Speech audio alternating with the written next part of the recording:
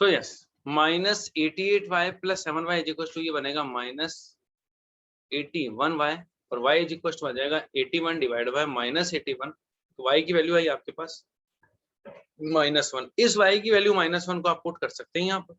तो x is equal to हो जाएगा 3 - 11 into -1 divide by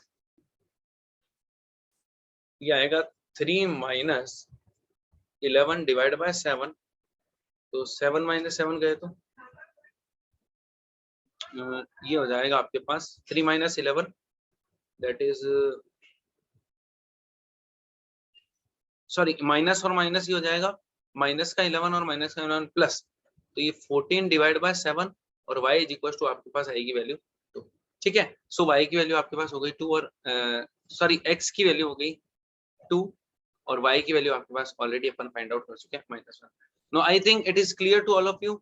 so how to solve given linear equation by using substitution method. Now we are going to take one more example. Question is x plus 2y is equals to 3/2 and 2x plus y is equals to 3/2. So in this type of example what you have to do, आपको ये करना होगा कि ये जो नीचे denominator है ना इसको पहले उधर सेंड करना। तो जब मैं इसको इस साइड सेंड करूंगा तो ये बन जाएगा 2 multiply by x plus 2y is equal to 3 और 2 multiply by 2x plus y is equal to 3। ठीक है, नाउ ये बनेगा 2x plus 4y is equal to 3 और ये बनेगा 4x plus 2y is equal to 3। अब आप क्या करना है, यहां से वैल्यू फाइंड आउट करो आप किसकी, x की कर लें। So 2x is equal to 3 minus 4y और x is equal to 3 minus 4y divide by 2। अब इस वैल्यू को क्या करेंगे हम लोग, पुट करेंगे इसमें।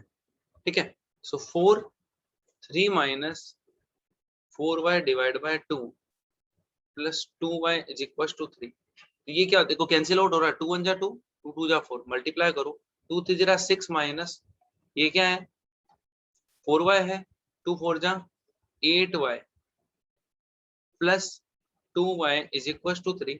6 को उधर सेंड किया, 8 माइनस 2 क्या हो गया -6y is equal to 3 minus 6 -6y is equal to -3। So y is equal to क्या हो जाएगा 3/6। y की वैल्यू आएगी आपके पास 1/2। इस y की वैल्यू को 1/2 को आप यहाँ पुट कर दो तो आपके पास x क्या आ जाएगा, x इज इक्वल टू आपके पास है 3 minus 4y divide by 2।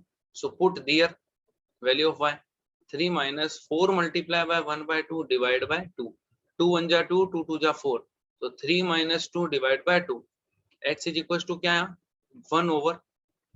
So x की वैल्यू आपके पास 1/2 आ गई और y की वैल्यू ऑलरेडी 1/2 नहीं। ठीक है, तो अगर आपके पास फ्रैक्शन के अंदर कभी ऐसा होगा तो आप इस तरह से सॉल्व करेंगे।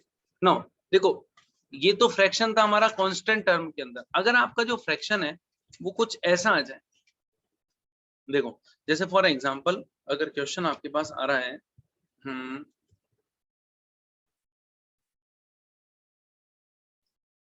Question is √3x plus √2y is equal to 0 और √5x plus √7y is equal to 0।